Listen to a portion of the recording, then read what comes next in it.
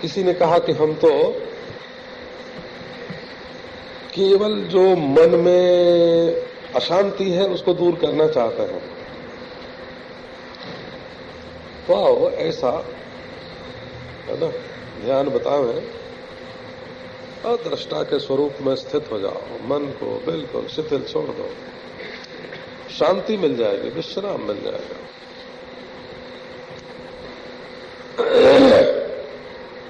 पर कोई कहे कि महाराज हमको तो सच्चिदानंद घन अद्वितीय ब्रह्म भाव की प्राप्ति चाहिए, जिसमें न जन्म है न मृत्यु है, जिसमें न आना है न जाना है, जिसमें न होना है न होना है। जन्म और मृत्यु तभी तक होगा जब तक काल का संबंध रहेगा। तो परिच्छिन्न वस्तु के साथ संबंध रहेगा तो जन्म मृत्यु लगा रहेगा। कोई अपने को देह भी मानता रहे, कोई अपने को जीव भी मानता रहे और जन्म मृत्यु के साथ अपना संबंध छुड़ा सके तो नहीं छुड़ा सकता है। कोई अपने को धर्म अधर्म का कर्ता भी मानता रहे और आने जाने से छुट्टी चाहे तो कैसे मिलेगी। तो कोई अपने को नारायण अभ्यास करके निरोध समाधिस्थ कर दे तो वो समाधि तो टूटेगी, वहां से फिर आना पड़ेगा। तो मूल प्रयोजन ये है कि सर्वविध दुखों की निवृत्ति हो करके जन्म मरण, आना जाना, मिलना न मिलना, होना न होना, सर्वविध दुखों की निवृत्ति हो करके परमानंद की प्राप्ति, सच्चिदानंद घन ब्रह्माभिन्न आत्मदेव का साक्षात्कार,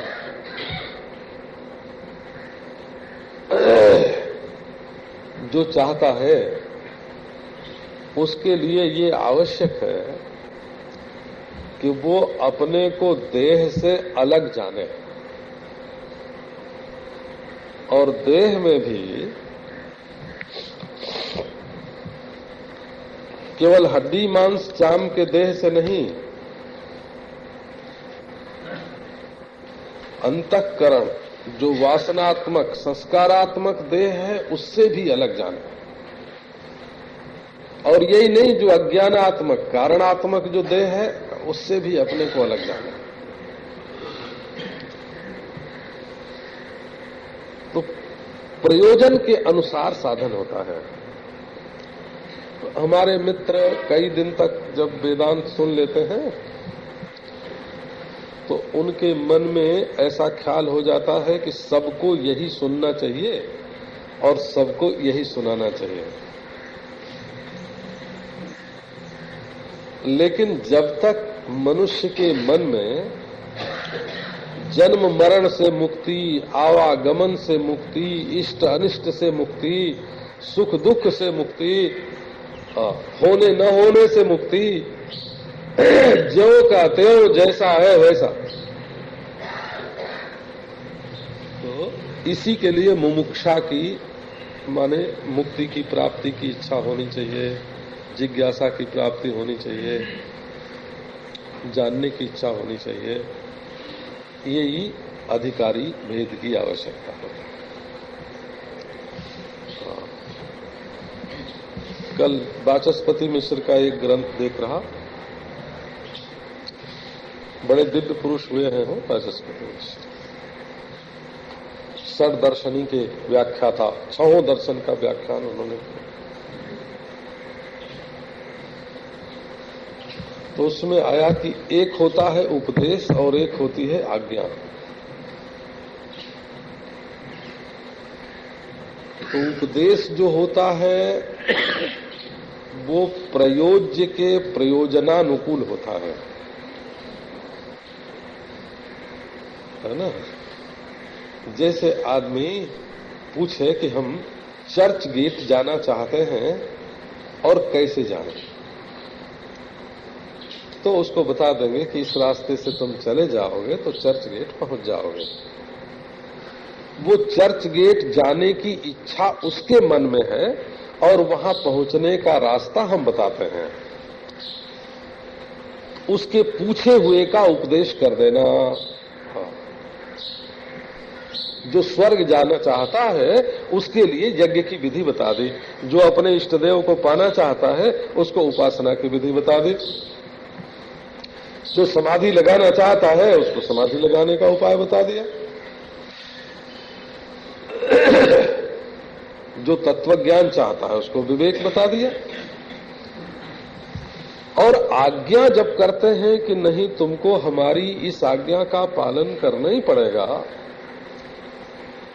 तब उसमें प्रयोक्ता के प्रयोजनानुकूल क्रिया होते हैं।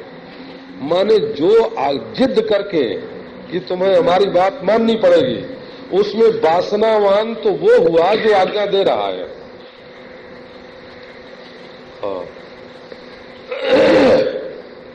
आज्ञा पाने वाला तो निर्वासन हुआ और आज्ञा देने वाला वासनावान हुआ। तो शास्त्र जो है ये किसी को आज्ञा नहीं देते हैं। ये जो जैसा अधिकारी है, जिस प्रयोजन वाला है, उसको वैसा उपदेश करते हैं और बता देते हैं कि इस रास्ते से जाओगे तो तुम्हारा इष्ट तुमको मिल जाएगा, और नहीं जाओगे तो तुम भटक जाओगे, अनर्थ की प्राप्ति होगी, अनिष्ट की प्राप्ति होगी।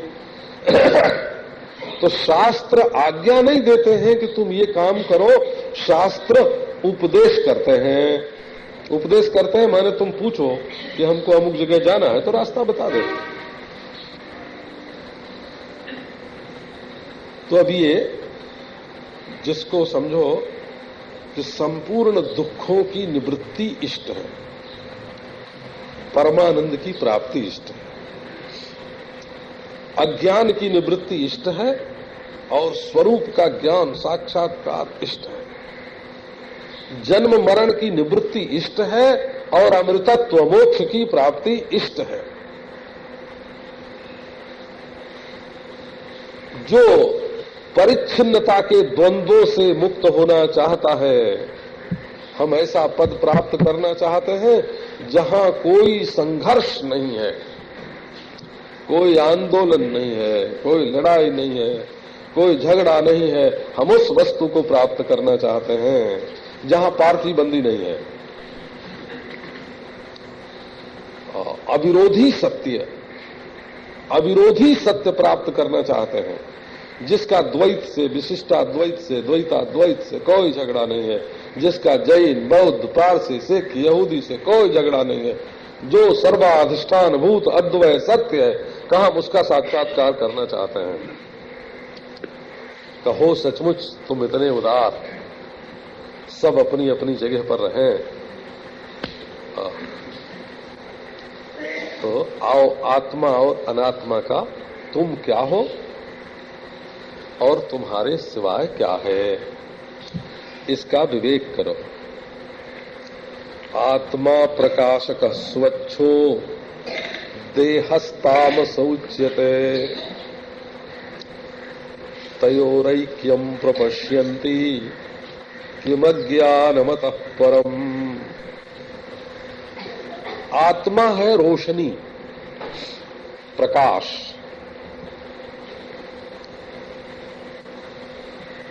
रश्मियों की उद्गति का मूल उत्स, जहां से सारी रोशनियां निकलती हैं। सब रोशनियों को रोशन करने वाला जो पदार्थ है उसको प्रकाशक कहते हैं। प्रकाशक तो देखो, आंख से रूप दिखता है और आंख में रोशनी कहां से आती है? तो सूरज में से आती है कि आंख में रहती है कि आंख के भीतर से आती है? तीन जगह पर, एक अध्यात्म, नेत्र ज्योति अध्यात्म है, और सूर्य ज्योति अधिदैव है, और पदार्थ ज्योति जो होती है वो अधिभूत है। एक चीज लाल दिख रही है यही, एक चीज सफेद दिख रही है। तो लाली निकलने की ज्योति और सफेदी निकलने की ज्योति पदार्थ में है, और किरणों की टक्कर से ये भेद होता है। सूरज की रोशनी आके उस वस्तु से जब उस उपाधि का जब संस्पर्श करती है तो सूरज की किरण एक जगह लाल हो जाते हैं, एक जगह सफेद हो जाते हैं। सफेद भी रंग है। पहले तो हम बचपन में सफेद को रंग ही नहीं समझते थे, पर अब तो मालूम हुआ कि यहाँ ये जो बहुत सफेद कपड़ा लोग पहनते हैं ये भी रंगा जाता है, एक प्रकार का रंग होता है, उससे रंगते हैं।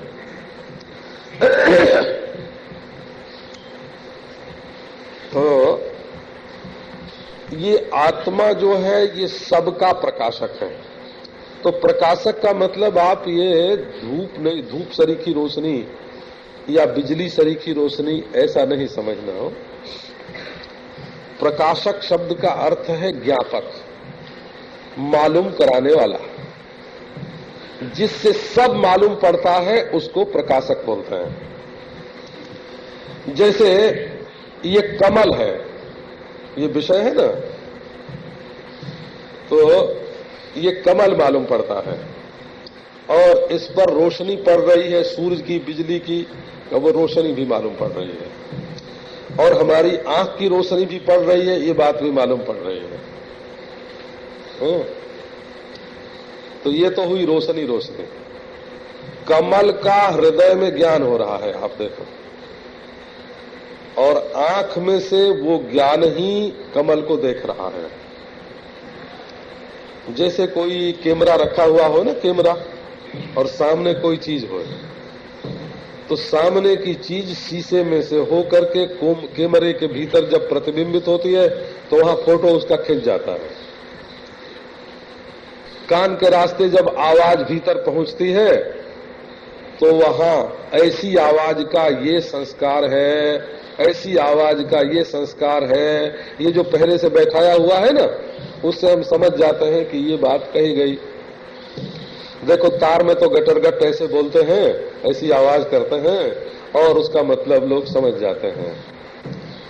तो ये भीतर एक समझ बनाई हुई है, तो इसी को अध्यात्म बोलते हैं। वो आंख और समझ, ये हमारे शरीर के भीतर अध्यात्म है। अध्यात्म माने शरीर के भीतर, और अधिदैव माने सूरज अग्नि आदि ज्योति, और अधिभूत माने जो पदार्थ दिखते हैं सो। तो आत्मा वो चीज है जो रोशनी है, प्रकाश है। देखो बच्चा अगर बल्ब जलता हुआ देखेगा तो वो बल्ब को ही प्रकाश समझेगा, लेकिन बड़े आदमी ये समझेंगे, समझदार ये जानेंगे कि ये बल्ब तो ऊपर का ये केवल खोल है, इसके भीतर रोशनी जो है वो तो दो तारों के मिलने से पैदा हो गई है। तो दो तारों का मिलना ही रोशनी है। तो कोई कहेंगे नहीं, तार के भीतर रोशनी रहती है, भीतर रोशनी है, दो तारों के मिलने पर वो जाहिर हुई है, और कोई तो उसको बल्ब का शीशा ही समझता है। बच्चे को क्या विवेक है कि ये बिजली है कि तार है। लेकिन इन तीनों को समझने वाले क्या बिजली को समझते हैं? तो समझो बैटरी है, बैटरी में रोशनी कहाँ है, पर जो बैटरी को बच्चा देखता है तो क्या वो समझता है कि इसमें बिजली है? तो बैटरी जैसे है वो कारण अवस्था है बिजली की, कार्य बना करके तो उसमें बांध दी गई है। दो तारों का मिलना जो है ना वो उसकी सूक्ष्म दशा है, और उसको बल्ब समझ बैठना कि ये तो महान अज्ञान हो गया ना। तो ऐसे ये स्थूल शरीर जो है ये तो बल्ब की तरह है, और जहां अंतःकरण है वहां जैसे दो तार मिलते हैं, और उसके भीतर जो अविद्या है ना, अविद्या, माया और परमात्मा, तो परमात्मा को समझने के लिए विवेक करना पड़ेगा। काश शब्द का अर्थ दीप्ति है, प्रकाश है भला, काश्री दीप्त। विकास वाला काश दूसरा है और प्रकाश वाला काश दूसरा है हो। हाँ। तालव्य सकार से प्रकाश और दंत्य सकार से विकसित होना, विकसति, विकास, वो दंत्य सकार से। और यदि कोई उलट दे तो उनका अर्थ दूसरा हो जाएगा। तालव्य सकार से विकास भी लिख सकते हैं, पर उसका अर्थ विकसित होना नहीं होता है, विशेष प्रकार का प्रकाश ही होता है। प्रकाशका तो आत्मा जो है ये ज्ञान स्वरूप है। अच्छा देखो, ये कमल है, ये ज्ञान भी हृदय में है कि नहीं? और ये सूर्य की रोशनी है, ये ज्ञान भी हृदय में है कि नहीं? ये लोग बैठे हैं, ये ज्ञान भी हृदय में है कि नहीं? तो ये बोला जा रहा है, ये भी है ना, बोला जा रहा है, ऐसा ज्ञान भी तो हृदय में ही होता है ना, माने भीतर ही होता है हृदय का अर्थ। हृत शब्द का अर्थ वो ज्ञान होता है जो संस्कारों को अपने अंदर धारण करता है। हरति संस्कारान इति हृत। हृत किसको कहते हैं? कि जो घड़ी को देखकर घड़ी को याद रखता है, कमल को देखकर कमल को याद रखता है, माँ बाप को देखकर माँ बाप की याद रखता है। तो जो संस्कार युक्त ज्ञान होता है उसको बोलते हैं हृत। अब उसमें जो आए गए संस्कार हैं उनसे न्यारा करके देखो तो आत्मा है प्रकाशक। पहले वो संस्कार नहीं था तब भी ज्ञान था, और वो संस्कार नहीं रहेगा तब भी ज्ञान रहेगा, और वो संस्कार है तब भी ज्ञान है। तो ये प्रकाशक कौन है? बोले आत्मा है।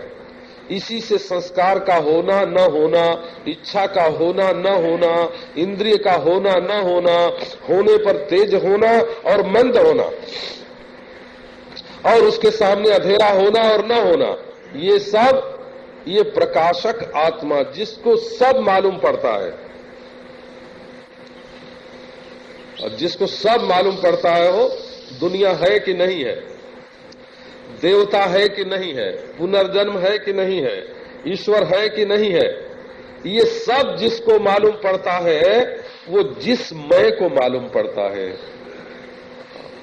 वो मैं क्या है? कि प्रकाशक आत्मा है।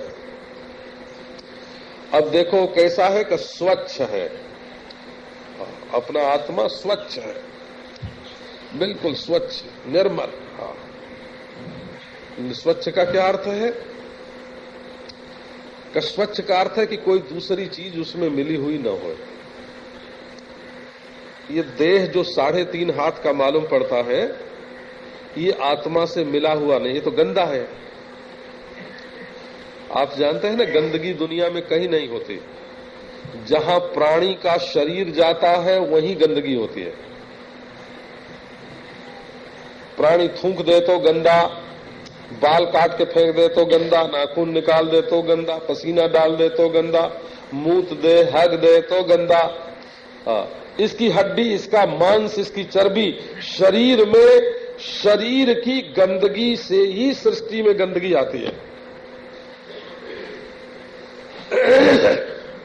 चाहे गाय गंदगी करे, चाहे बकरा गंदगी करे, चाहे कुत्ता गंदगी करे, पर गंदगी प्राणी के शरीर में से निकलती है।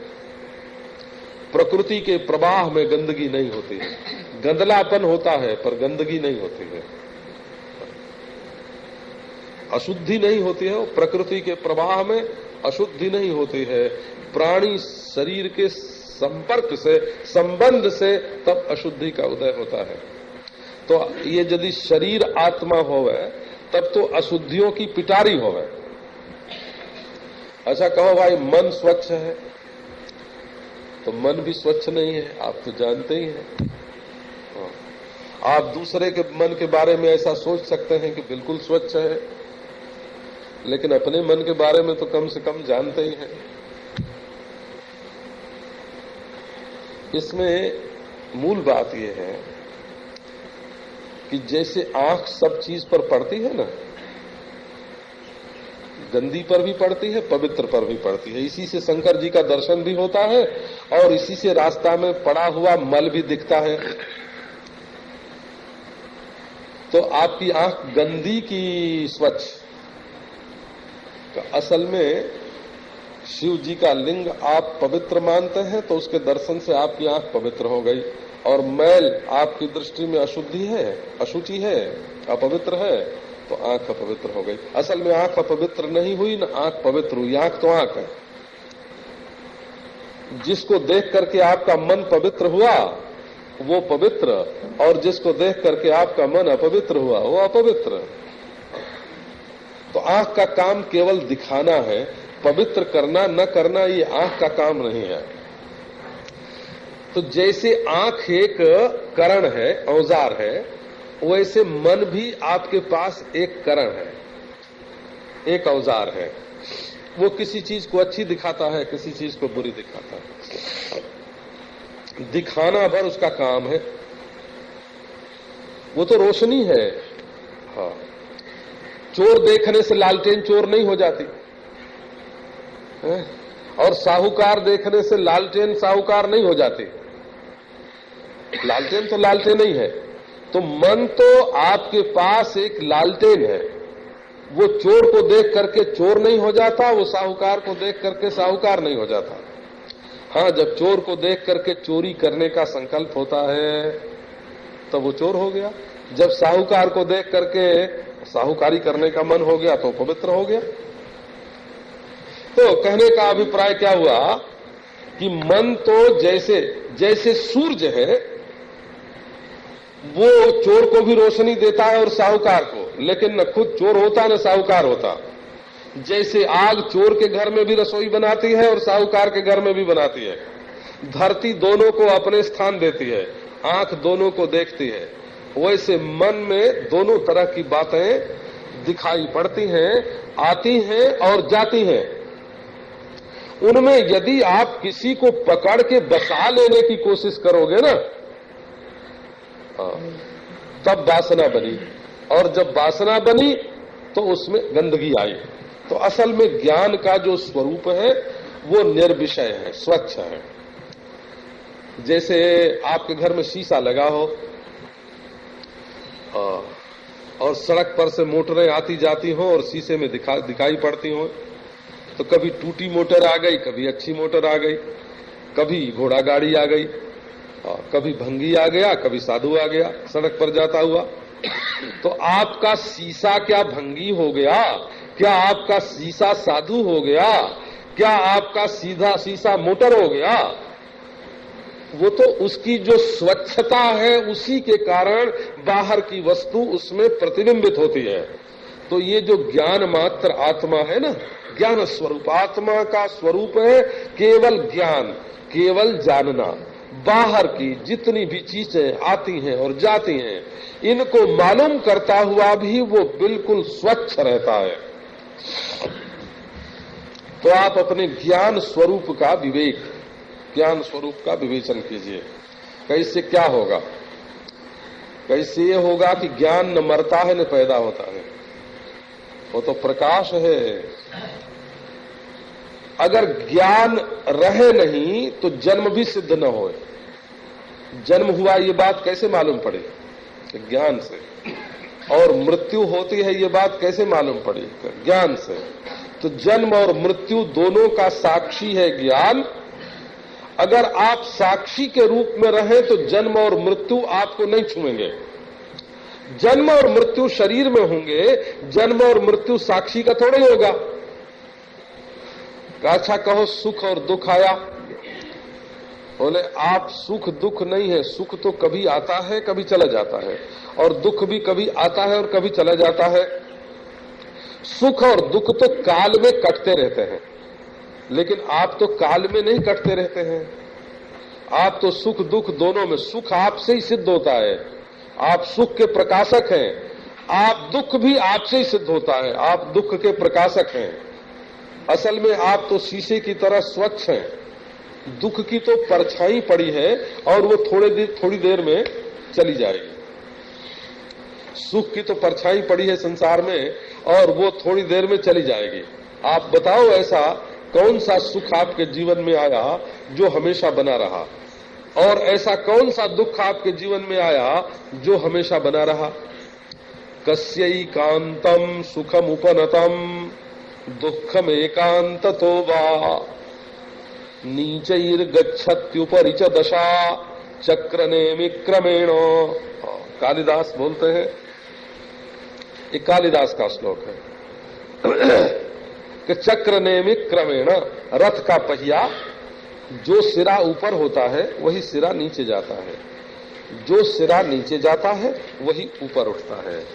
तो जैसे पहिए का सिरा ऊपर से नीचे, नीचे से ऊपर होता रहता है, वैसे कभी सुख ऊपर आता है तो फिर नीचे चला जाता है, कभी दुख ऊपर आता है तो वो नीचे चला जाता है।